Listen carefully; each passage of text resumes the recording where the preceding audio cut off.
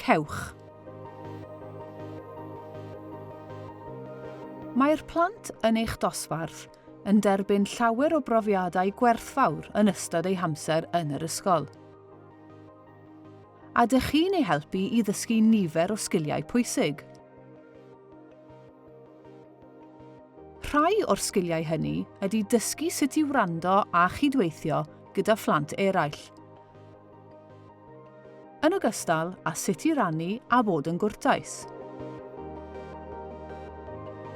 I helpu'r plant gyda'r rhain, mae'n dda i chi fodelu'r patrymau cwestiwn rydyn ni'n ei defnyddio wrth ofyn am ganiatâd i wneud rhywbeth,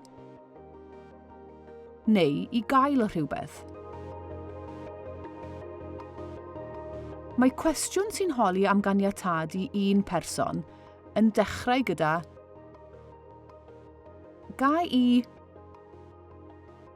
Mae hyn yn golygu may I neu may I have yn Saesneg. Dyma rai enghreifftiau. Sylwch fod yna dreiglad meddal ar ôl i. Ga i fynd i'r tŷ bach? Ga i fynd nesa? Ga i bensil coch? I ateb y cwestiwn yma, yr atebion ydy K, sef yes you may, neu na chei, sef no you may not. Gallwch ymestyn yr ateb gyda brawddeg i ddilyn. Cei di fynd i'r tŷ bach? Cei di fynd nesa? Cei di bensil coch?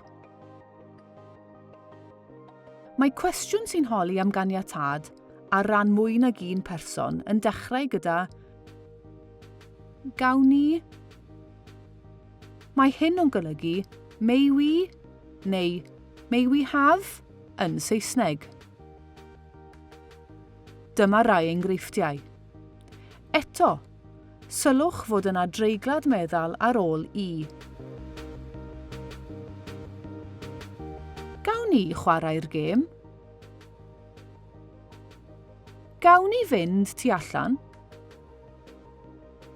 Gawn ni baint i wneud llun?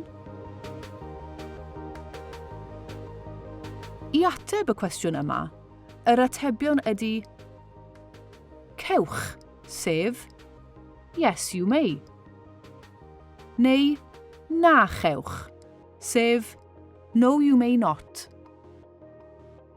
Gallwch ymestyn yr ateb gyda brawddeg i ddilyn. Cewch chi chwarae'r gêm? Cewch chi fynd tu allan? Cewch chi baint i wneud llun?